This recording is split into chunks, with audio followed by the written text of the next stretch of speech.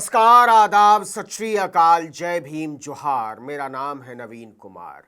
फलस्तीन पर इजराइल की बर्बरता के बीच खबर है कि अमेरिका के मुंह पर जाकर रूस ने मिसाइलें दागी हैं, और वो भी हाइपरसोनिक मिसाइलें। रूस के इस दुस्साहस ने पूरी दुनिया को हैरान कर दिया है। इससे दो सवाल खड़े हुए हैं। पहला, रूस चाहता क्या, और दूसरा, उसने ऐसा क्यों किया। अंतर्राष्ट्रीय मीडिया में यह खबर छाई हुई है कि रूसी नौसेना के युद्धपोतों और परमाणु पनडुब्बियों ने अमेरिका के पास अटलांटिक महासागर में क्यूबा जाते हुए अमेरिका की तरफ ताबड़तोड़ मिसाइलें दागी हैं। खुद रूसी रक्षा मंत्रालय ने इसकी पुष्टि की है। मॉस्को से जारी एक बयान में रूसी रक्षा मंत्रालय ने कहा है कि परमाणु ऊर्जा से चलने वाली पनडुब्बी कजान और युद्धपोत एडमिरल गोश्को से क्यूबा के पास अटलांटिक महासागर में किए गए युद्धाभ्यास के दौरान 600 किलोमीटर से अधिक दूरी की मारक क्षमता और सटीक निशाने वाली मिसाइलें दागी गई हैं।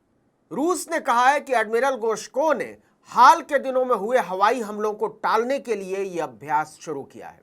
आपको सुनने में लग सकता है कि यह सिर्फ एक युद्धाभ्यास का हिस्सा है, लेकिन अमेरिका के समुद्री तट के मुहाने से मिसाइलों को दागना किसी भी अभ्यास का हिस्सा भर तो नहीं हो सकता। देखिए, मीडिया की खबरों में कहा गया है कि जब रूसी युद्धपोत अमेरिका के समुद्री तट से केवल 25 मील दूर से गुजर रहा था, तभी हाइपरसोनिक मिसाइलें दागी गईं। अल जजीरा ने अपनी रिपोर्ट में लिखा है कि 12 जून को क्यूबा पहुंचे रूसी बेड़े में उसकी सबसे एडवांस्ड फ्रिगेट एडमिरल गोश्को है।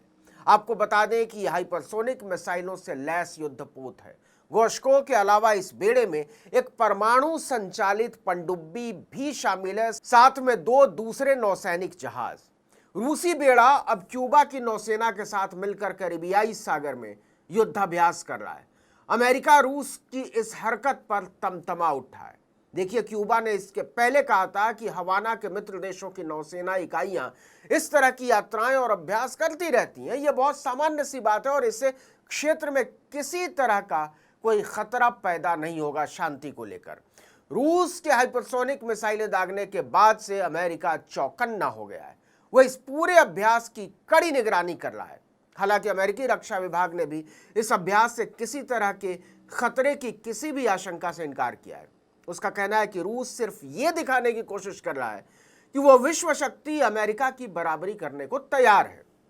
आपको पता ही होगा कि जब से रूस यूक्रेन युद्ध शुरू हुआ है, अमेरिका और रूस के रिश्ते बेहद तनावपूर्ण दौर से गुजर रहे हैं। अमेरिका और सोवियत संघ के शीत युद्ध के दौर को समझने वाले विशेषज्ञ कहते हैं कि रूस की इस हिमाकत ने 1962 के क्यूबा मिसाइल संकट की याद दिला दी है। वो दोनों देशों के बीच इतिहास के सबसे तनाव वाले दिन थे।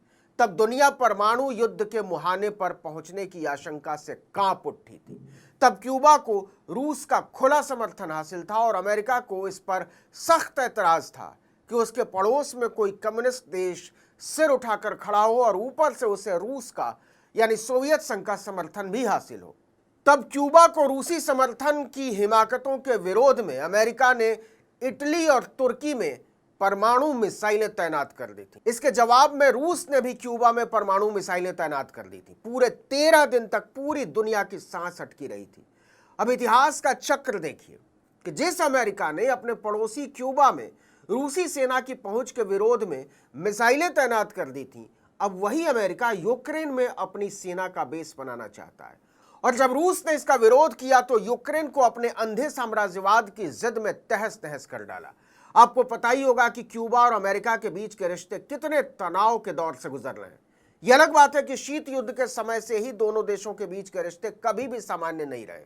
वहीं क्यूबा और रूस के बीच रिश्ते लगातार प्रगाढ़ होते जा रहे हैं। खासकर यूक्रेन पर रूस के हमले के बाद से क्यूबा ने जमकर रूस का साथ दिया है। दोनों देशों के सैन्य संबंध भी बहुत पुराने हैं। क्यूबा ने रूस जॉर्जिया युद्ध में भी रूस का खुला समर्थन किया था। क्यूबा की अर्थव्यवस्था का बहुत बड़ा हिस्सा रूस की मदद पर निर्भर है। इसकी एक वजह यह भी है कि क्यूबा में रूसी मूल के लगभग 70,000 लोग रहते हैं। अब सवाल है कि क्या इससे फिलिस्तीन पर इजराइल की बर्बरता पर लगाम लग सकेगी, क्योंकि इजराइल की पूरी उदंडता अमेरिका की शह पर आधारित है। और ऐसे नाजुक दौर में क्यूबा में जारी रूसी नौसेना के अभ्यास और हाइपरसोनिक मिसाइलों को दागे जाने की घटना ने भारी तनाव पैदा कर दिया है। जाहिर सी बात है कि इस तनाव से ना तो इजराइल बच सकता और ना ही यूक्रेन। सबको लग रहा था कि अमेरिका अपनी समुद्री सीमा से केवल 25 मील की दूरी से हाइपरसोनिक मिसाइलें छोड़े जाने का तीखा विरोध करेगा और अपनी सेना को उसके सामने खड़ा कर देगा, लेकिन ऐसा कुछ नहीं हुआ। और यहीं से सवाल उठने लगा है कि क्या अमेरिका में सब ठीक ठाक है, या फिर फलस्तीन में इजरायली कत्लेआम पर घिरी बाइडेन सरकार फिलहाल रूस को छेड़ने से बचना चाहती है। और अगर वो रूस को छेड़ने से बचना चाहती है तो इसका संदेश दुनिया को क्या जाएगा। इस वीडियो में इतना ही, लेकिन अगर आपने आर्टिकल 19 इंडिया को अब तक सब्सक्राइब नहीं किया तो फौरन कीजिए, बेल आइकॉन दबाइए, घंटी जैसी आकृति लाइक कीजिए और कमेंट करके बताइए हमारा वीडियो आपको कैसा लगा। हमारा ट्विटर हैंडल है article19_India और मेरा ट्विटर हैंडल नवीन जर्नलिस्ट। नमस्कार।